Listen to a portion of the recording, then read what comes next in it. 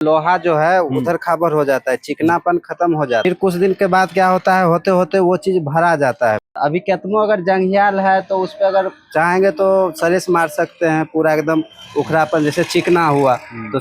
घर का लास्ट छत जब होता है तो उसके बाद एक सीढ़ी की आवश्यकता पड़ती है, और उसमें अगर पेंटिंग पहले हो जाए और जंग लगने के बाद का जो सिनेरियो होता है, आज पेंटर से ही समझेंगे कि उनको इसमें किस तरह से वर्क करना रहता है जंग ज़्यादा लगने के बाद, और अगर इनिशियल फेज में लग जाए तो उसका क्या बेनिफिट होता है। तो एक बार फोकस करके उनको बताइए अगर इनिशियल फेज में अगर पेंटिंग हो रहा है इस तरह का तो क्या फ़ायदा है, और लास्ट में जब लोग बोलते हैं कि ज़्यादा जंग लगने के बाद ज़्यादा पकड़ होता है, तो दोनों में अंतर क्या होता है? ज्यादा जंग लगने के बाद तो उतना जैसे उधर खाबर हो जाता है ना, उधर खाबर मतलब ये लोहा जो है उधर खाबर हो जाता है, चिकनापन खत्म हो जाता है उसका। इसीलिए उसमें कलर ज्यादा पकड़ करता है उसमें। फिर देखने में तो खराब लगता है ना। नहीं खराब तो जैसे आप पहला कोट करवाए, दूसरा करवाए, फिर कुछ दिन के बाद क्या होता है, होते होते वो चीज भरा जाता है पूरा। ठीक। हाँ वो चीज अभी जैसे फिलहाल है। तो अभी केतनो अगर जंघियाल है तो उस पे अगर चाहेंगे तो सरेस मार सकते हैं, पूरा एकदम उखड़ापन जैसे चिकना हुआ तो 60 नंबर 80 नंबर सरेस मार देते हैं उस पे, तो थोड़ा उखड़ापन हो जाता है, तो भराई हो जाता है पूरा कलर करने के बाद।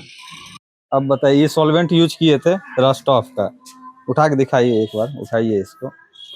ये रस्ट-ऑफ से इसका पहले जंग अभी इनिशियल फेज में था, तो इसमें और सरेस मारने में जो अभी यूज किए थे, दोनों में अंतर यही है कि ये मारने के बाद जैसे है कि डायरेक्ट मार दिए, ठीक है। तो अगर ये डायरेक्ट मारते हैं तो उसका जंग जो लोहा का होता है, तो वो ये केमिकल है उसके अनुसार वैसे तो ये चिपक जाता है। वैसे रहता है कि अगर ज्यादा खा गया है तो उस पर हल्का सरेस मार के उसके बाद फिर ये लगाएंगे। तो इसके यूज करने से रंग पेंट में गड़बड़ी भी होगा?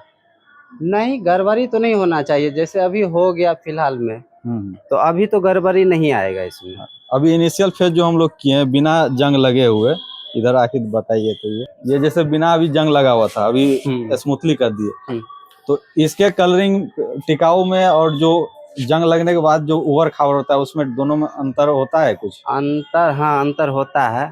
ज्यादा कौन बढ़िया है? ज्यादा बढ़िया है कि जंग लगने के बाद होता है, जंग लगने के बाद उसको सफाई करके फिर होता है, तो फिर वो ज्यादा पकड़ होता है। वो ज्यादा पकड़। हाँ अभी क्या होता है, जैसे लोहा का ऊपर का पॉलिश जो होता है, परत जो होता है, वो जंग लगने के बाद हट जाता है। ठीक। और अभी जो है पॉलिश इस पर से उखड़ जाएगा ये? हाँ इस पे से अभी उखड़ने का थोड़ा बहुत।